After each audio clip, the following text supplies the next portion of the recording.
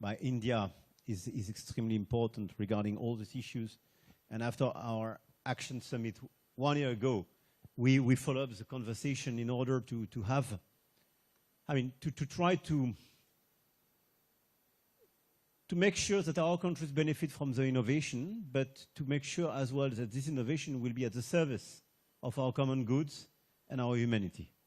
And I think it's as important as allowing the innovation to be part of our countries. I really believe that we have the same obsession both in India and in France, I would say, and in Europe, which is that we don't want to be dependent on a totally US or a totally Chinese model, but we really believe that we need a broader one, and we want to be part of the solutions, and we want to have players being part of the solutions. So you perfectly described what is at stake. What we want to do is to make sure that we have the data centers and the computing capacities, that we train the talents in our countries, that we have all the capacities, and it's clearly about computing capacities, talents, and capital. Here are the three elements. And when I speak about computing capacities, it's about having affordable, or at least competitive, low-carbon energy in order to deliver this agenda. On this agenda, I really believe we have a lot of assets, and we are in the race. We are lagging behind both US and China, but we are in the race. Now the question is, on the downstream side, how to accelerate adoption. And you mentioned it, both of you. And adoption is critical. Why?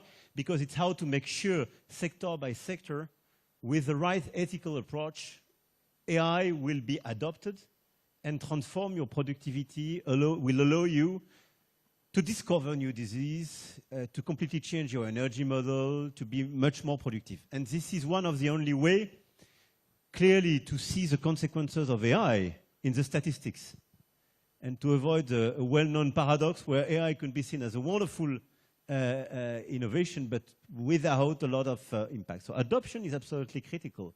But when we speak about adoption, we speak about the speed, the depth of this adoption, but as well how the key players of each sector are familiar with AI in order to make it, to transform AI solutions and technological solutions at the service of their objective, and not something which will completely and just disrupt their approach. And this is exactly what we want to do, especially in the healthcare sector, and we will have the occasion a little bit later today to illustrate this transformation. It's true on space, it's true on energy, and so on.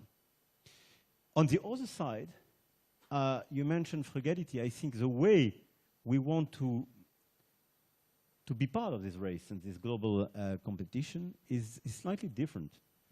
When we speak about data, when we speak about energy, I think both India and France do consider that we can do it in a different way. The hyperscalers are organizing this approach.